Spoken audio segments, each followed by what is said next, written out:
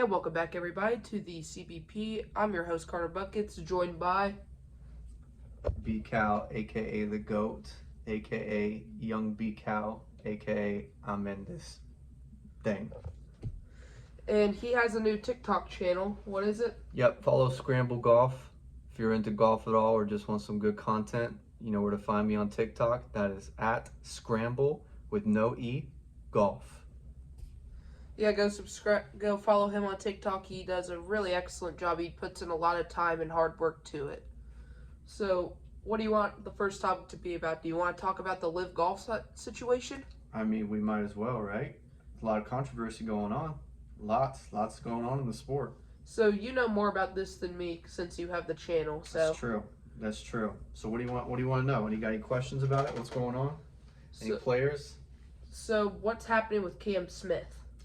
So Cam Smith, number 2 player in the world, currently on the PGA Tour. He's gotten a lot of heat lately in the media. A lot of media members have questioned him, asking if he's joining Live Golf, and he's never came out and denied that he will be leaving to join Live Golf.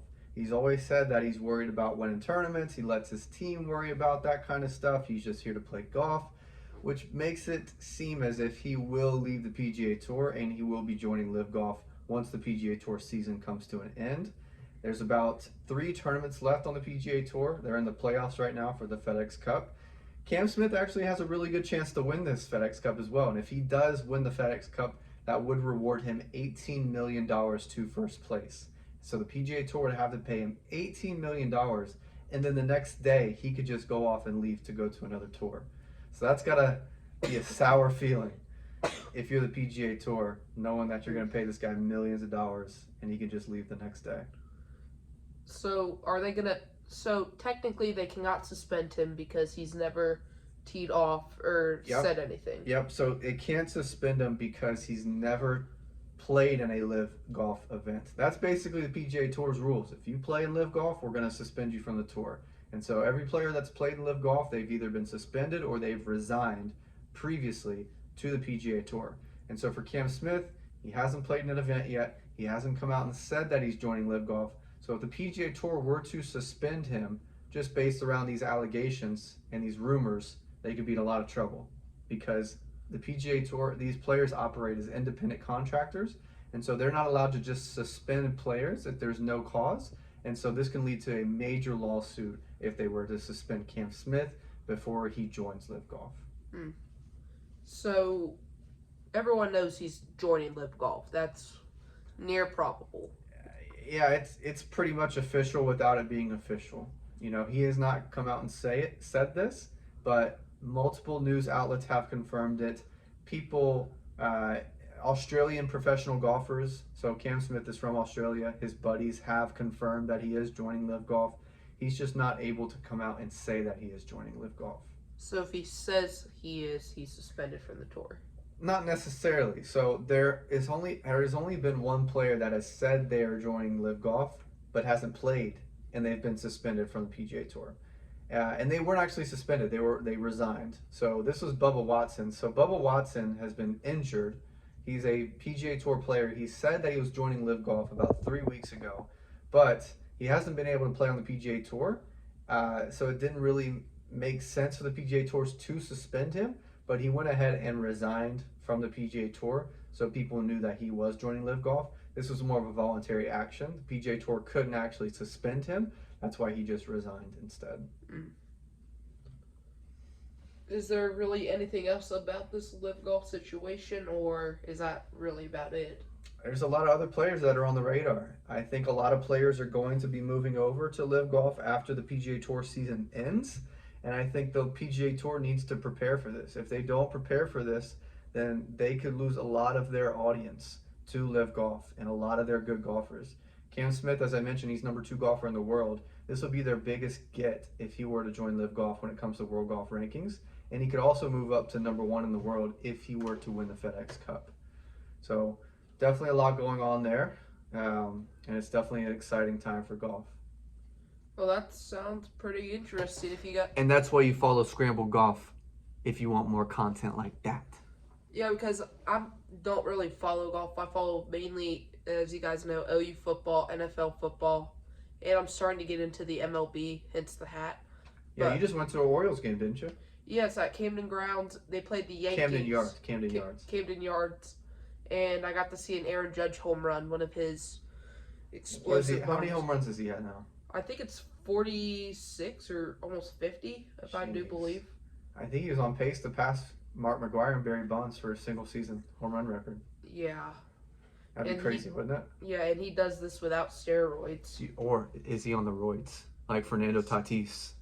Yeah, Tatis, as we all heard the news a couple days ago, Tatis got suspended for a nice little 80 games. Quick 80 games, half a season, no biggie. Yeah, with no pay or anything. No pay? No pay. Really? Yeah, they can't.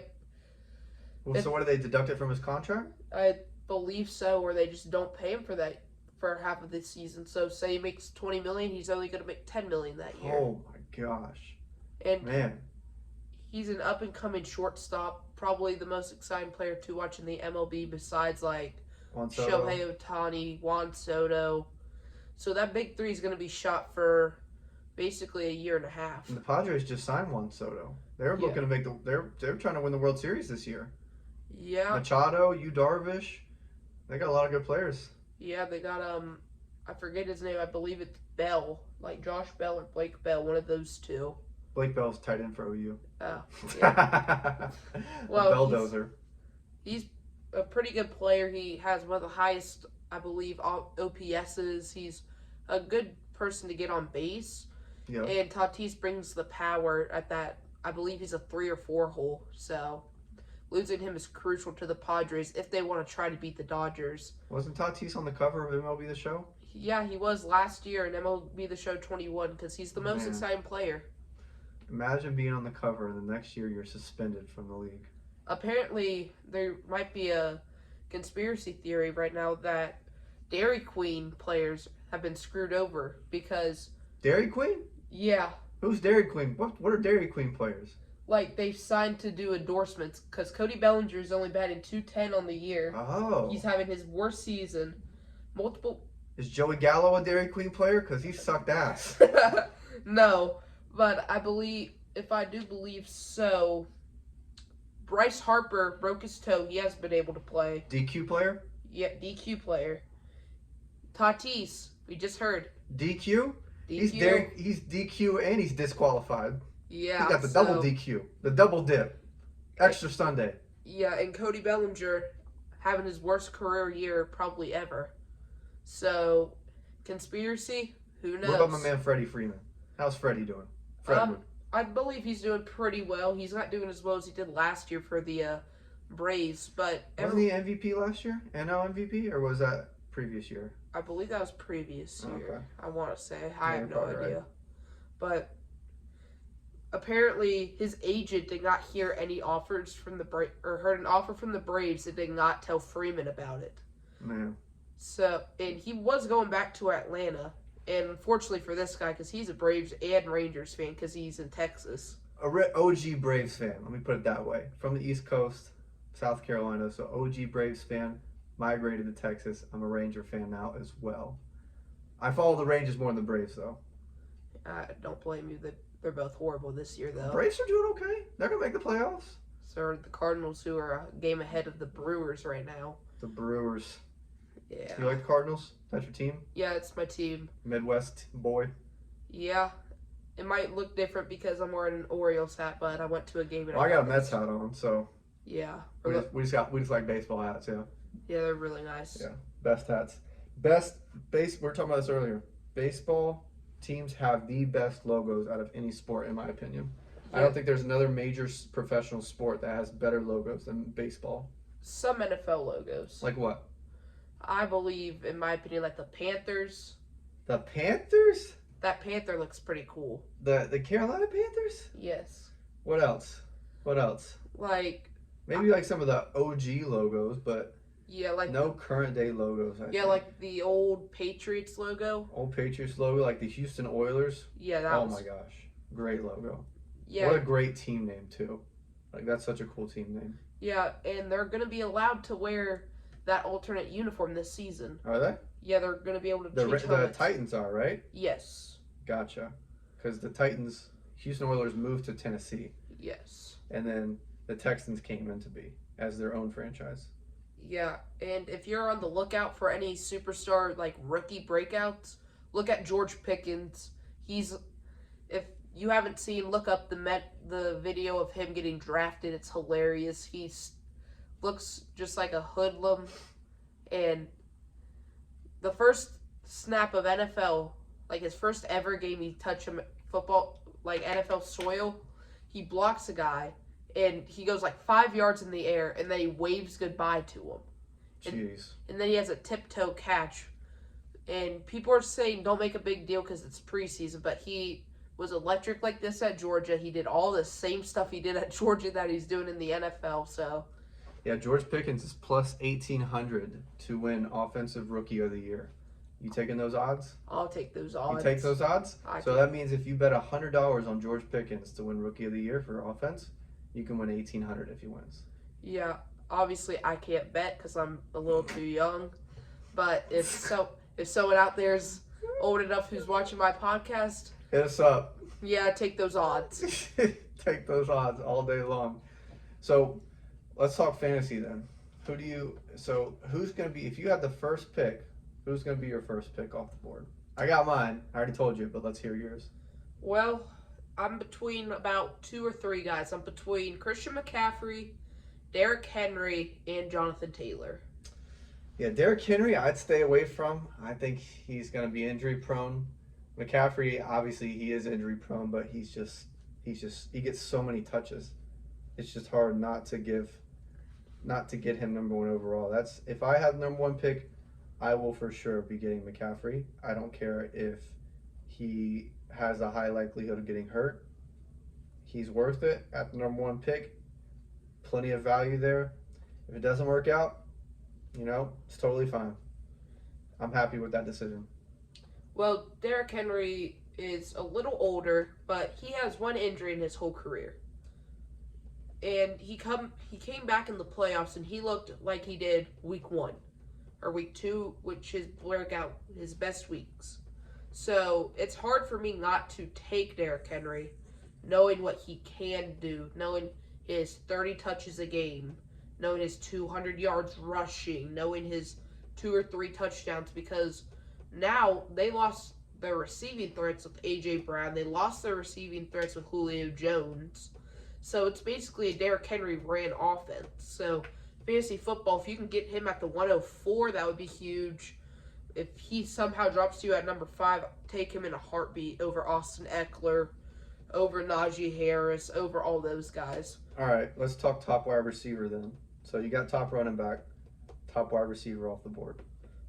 Not saying who you'll pick. Who do you think's the top wide receiver off the board? Everyone's going to pick Cooper Kupp. You think? Yeah, because of his Triple Crown season last year. But you think he can back that up? I mean, I feel like he's going to be getting double teamed all year. And Odell Beckham's hurt as well, so that's another threat that's going to be taken away. They brought in Allen Robinson, though. Yeah, they did bring Allen Robinson, who's probably going to take some touches away from Cooper Kupp. Yeah. Not as many deep balls probably going to Cooper Kupp. But he is a possession yak receiver like Deebo Samuel. Yeah. So What about Deebo? You think he's top 3? I think he's a top 5 or 10. Really? He gets a lot of touches. I know, but still you have your Cooper Kupps, Yeah. Jamar Chase. Yeah, Jamar Chase. Justin Jefferson. Over Deebo? Oh, Jefferson. So who's 4 then? Devontae, maybe? Yeah, Devontae's up there too. Yeah, you're right.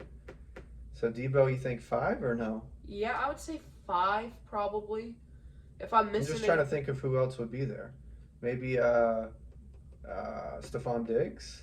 Yeah, Diggs is going to have a good year this year. Yeah, he should get a ton of touches. A ton of touches from Josh Allen. I can't really think of Because they're running backs. Like, who's their running back for the Bills? James Cook. Yeah, I mean, what? He's a rookie, right? Yeah, but And who else they got? Devin Singletary? they have Singletary and they have Zach Moss. And they're all pretty, like, they haven't done much. They're like Yeah. it's like a carousel backfield. So, Not much going on there. So I think Diggs will get a lot of touches. He probably round out top 5. I put Deebo like 6 or 7, like you said. yeah, I and think he's a that's good. Gamecock fan, so it's He Pretty just got happy. paid too. Yeah, Debo just got that bag, $73 million. A fantasy receiver steal. I was talking about Pickens earlier. I could see that rookie Dobbs from Green Bay. He's apparently killing it in training camp. I haven't even heard of him. Who's Dobbs? I forget his first name, but if you look him up, you'll probably find him. Interesting. He's a wide receiver? Yeah, for the Green Bay Packers. And What other rookies do you think are going to have a good year? rookies, Yeah, I'm trying to think of running backs because usually rookie running backs are the best. Brees Hall, his running back. Brees Hall. I could see Kenneth Walker going crazy. Were there any first? There was no first round running backs, right? Kenneth Walker, I think, was first round. What team did he go to? Seahawks. No, Was he was first second. round? I think he was second round. I think they're all. Yeah, I don't think there was a single first round running back. Yeah, that's the first time that's happened in a long time. But Yeah, they're just a dime a dozen. yeah, Just hand them the ball. Brees Hall is going to be good. Zamir White, they obviously may not be happy with Josh Jacobs. They did not exercise the 5th-year option. So That surprised me too. So there's 2 ways they're doing this. One, they hate him. They're getting him out of here after this year, unless number 2 happens, which they get him for a lot less money. So I think what's going to happen is this is a payday year for him, and so he needs to make his money this year, and he's going to have an insane year. The Raiders are going to wish that they had signed him earlier because they could have got him for cheaper, but now that he's had this insane year, he's going to be an even more valuable free agent. Yeah. And some other team's going to sign him for a lot more because the Raiders can't afford him. So, But they probably didn't pay him this year just because they brought Devontae Adams in. And it was probably due to they wanted to make sure they had some salary cap left, that they wanted to make some moves. Maybe if they're trying to make a huge playoff push, like if they're having a good season midway through. yeah, they drafted rookie running back from Georgia, Zamir White, which, Zeus. yeah, he's pretty fast. He's very fast. Yeah, he was good at Georgia, but he was hurt a lot. He tore his ACL, and so he sat out a lot when he was at Georgia. But once he got the chance to play, he was one of the top running backs out of high school. Yeah, but say you draft, let's just say, for example, Dalvin Cook. Are you going to make it a valuable point to get Alexander Madison because of Dalvin Cook's history? No, I would wait unless it was like my last pick. I've already got everybody on my team. I got 2 tight ends. My bench is good. Then maybe, but during the draft process, no, because I know somebody else would not take him if I were to get Dalvin Cook. They would probably wait until Dalvin Cook gets injured and try to get him off of waivers before I can. So that would be my approach there. I would rather save it on somebody I think has potential, maybe a rookie who has not proven themselves, but they had a good preseason or they had a lot of hype going into the year. That's where I would take that last pick for. Well, if it's me personally, I'm making it. Say you draft Kenneth Walker in the 5th round. I'm going to get out and get Rashad Penny. That way I always have the RB1 in Seattle. Dalvin Cook, I draft him with my 5th pick. I'm going to make sure I get Alexander Madison, knowing his history with injuries and knowing how well Alexander Madison has performed in his spot. So would you get Christian McCaffrey's backup? Yes, I would draft him. You would draft Christian McCaffrey's backup. Do you even know who it is? Chuba Hubbard. You would get Chuba Hubbard in the draft if you got McCaffrey. Well, pretty late, obviously. You have to get the. But what did Chuba Hubbard do last year? He had so much opportunity, given everything, and he did nothing. Well, I had him. That's how I know. He was trash. Yeah. Because I had McCaffrey too. Yeah, And unfortunately. I'm going to do that again this year. Watch. Unfortunate for him, but I was a smart one. I got. What pick did I have? 4? Can't remember. Yeah. I think I had first. Yeah, I had first overall. That was my first time having the first overall pick. I've only been playing in his league for 2 years. I sucked 1 year horribly because Dalvin Cook got hurt. I couldn't get Alexander Madison. Then you made it to the finals next year. Yeah, and then I lost 1 game. Upset too. Were you undefeated? No, I lost week 1 to you. Oh yeah. I was the only person to beat you in the regular season. Yep. And then Carter went on a win streak all the way until the final game. Yeah. And then got upset by Christian Critch Richardson. Yeah, unfortunately, he had Amon-Ra St. Brown, which I would try to go out He and picked get. him up. Didn't draft him. He picked him up. Yeah, because I'm the fool who See, drafted that's him. the type of player, though. I mentioned that I would rather take him over Madison in Yeah. the draft because he has great there's a lot of upside there. Madison has no upside. So, in your league, are we going to try to switch it to a protected league? Like where you can protect some rookies? Like, I doubt it just because we've been doing it the same way for so long, and we got some old timers that don't want to make those changes. You'll have to ask the commissioner. I'm just the treasury. who's the I commissioner? handle the money. That is Jake Frischmuth. Okay, You'll have to ping Jake. I'll reach him out. Commissioner's the one that makes those changes, not me. I just hold the money. All right. Well, that was a pretty good talk. We touched a lot of topics, a lot of football, baseball, golf. I mean, Yeah. we got college football coming up. That'll be probably on our next episode. But Do you want to talk about our 2 favorite teams? I'm a Gamecock, ride or die. OU, of course, I support them as well. Got it in the family. I have to.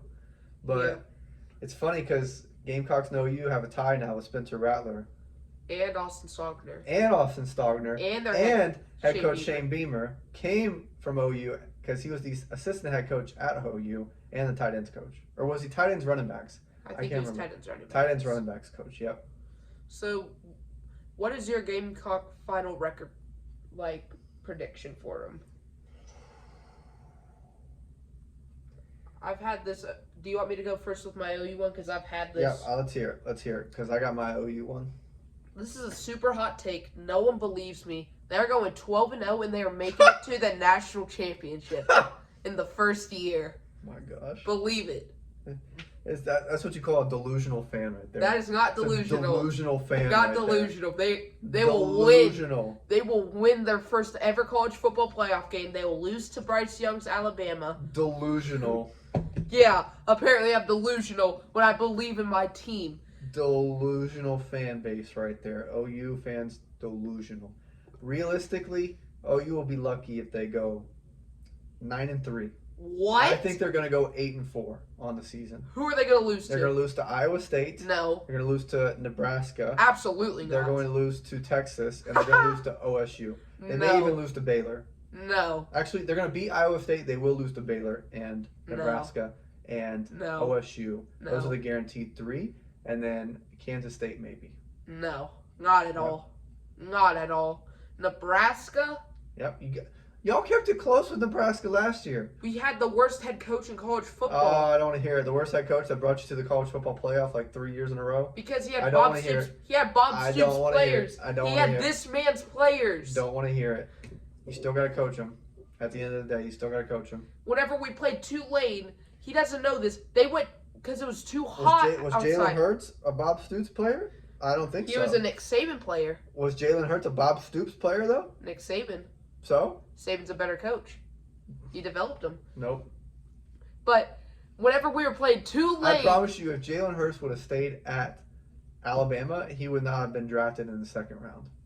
He probably would have went undrafted. well, So because talk about development. That was through Riley. Well, look at Spencer Rattler. Look at where he is. He went to Probably still be a top 2 rounds. he went to the best quarterback college apparently, and then now And guess what? no offense, He never lost. He's won his last 14 starts. well He's won his last 14 starts. didn't No excuses. he No excuses. won by Last 3 points to West 14 Virginia. starts, he won. Nebraska, he played horrible. He played horrible against Tulane, which where I'm trying to get at right here is it was too hot to where they went to the indoor to warm up. You can't do that if you're a head coach of Oklahoma. They didn't want to get the players tired before the game. You would do that? Maybe. If I got the indoor facility, might as well take advantage of it. Well, then what happens whenever Tulane comes out and shocks you and almost upsets you whenever you're supposed to be the national champion? Who said they were supposed to be the national champion? Everybody. Who's everybody? You? And the delusional fans? They're That's not- about it. I'll be real now with the Gamecocks, all right? We're done with OU talk. Oh, he's going undefeated. Gamecocks, best case 9-3, 8-4. Worst case 6-7, I think. So you're saying their best case... 6-6, I meant. Sorry. You think their best case is going to be the same record as OU? Yeah. We have a better quarterback. We got better running backs. We have a better I'm line. saying that the best case, yeah, but OU could win 10 games. 10 games. I'm not saying they will, but I think realistically they're going to win 8 or 9 in the regular season. Well, they may not go undefeated. They might go 11-1 and win the conference championship. Bobby's shaking no to that. He's saying no. Are the Gamecocks going to win 8 games, Bobby? Are the Gamecocks going to win 8 wins, Bobby? That's right. Well, he doesn't know. Is OU going to win a 90 next year, Bobby? Oh. Yeah, I believe in my Sooners to go undefeated or at least 11-1. I believe you do believe in that. That doesn't mean it's going to happen. I think they will. They will. Charleston Grove is not, like, all the players are saying Nebraska's not ready. Nobody is ready for the Sooner team. I went to the spring game. They looked different. Like, that team wanted to hit somebody. That team went out flying and killing people. Oh, yeah? That's what they said when they got rid of Mike Stoops, too, as the defensive coordinator. They said, oh, we're different now. Yeah. This team different. They were good whenever. We're different now. They were good for the first year with Grinch. They had a top 20 defense. What happened? What happened? They figured them out. Oh, just like they do with Venables? They will not figure out Venables. All right. We'll see. But that concludes the podcast. OU's great talk. OU's going to be a top 10 team in the country. Let us know your thoughts in the comments. Let us know your records on the Gamecocks and OU. Comment down below if you like the content. Subscribe. We'll see you next time. Peace. Subscribe to Scramble Golf. Yes, sir. Adios.